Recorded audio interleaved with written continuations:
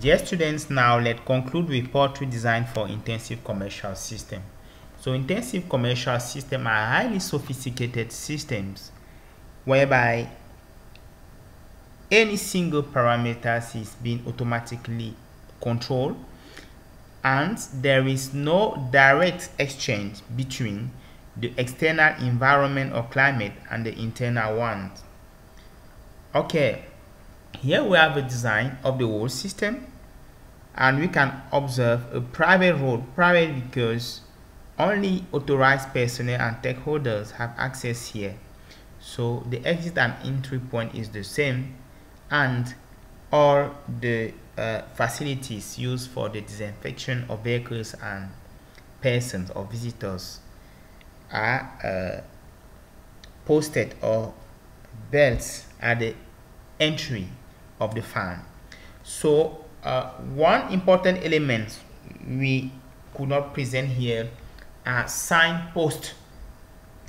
Biosecurity measures or hygienic measures recommends enough signposts that should be visible enough and where the message or the sign must be well known and well communicated to external users. Okay, here we have the airflow system for an intensive poultry house. Note that air entry is only one way, whereby it is being controlled, filtered, and liberated at the appropriate speed and toward the desired direction. So airflow here is unidirectional.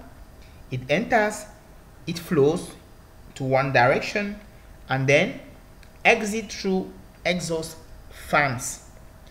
Here we have a picture of the exhaust fans. Okay, here I'm presenting to you equipment used in intensive poultry farm houses. Here you have storage fodder or silo used to distribute the feed. You have chicken feeders. You have nipple drinkers, because here nipple drinkers serve water under demand and as drip. So with this system, there is no contact between the water for drinking and the floor, hereby ensuring a dry environment and avoiding favorable conditions for the development of many pathogens including fungi, bacteria and viruses, even internal parasites. Okay, so here you have pressure regulator. It serves to regulate the airflow and the pressure in the poultry farmhouse. So the water purification system is there to ensure safe water quality.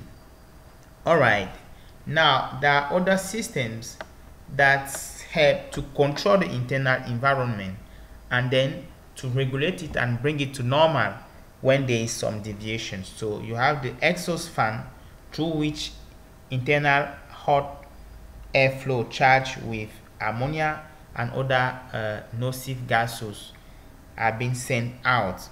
Now you have the heating system. This heating system serves to preheat the internal environment when it is below normal.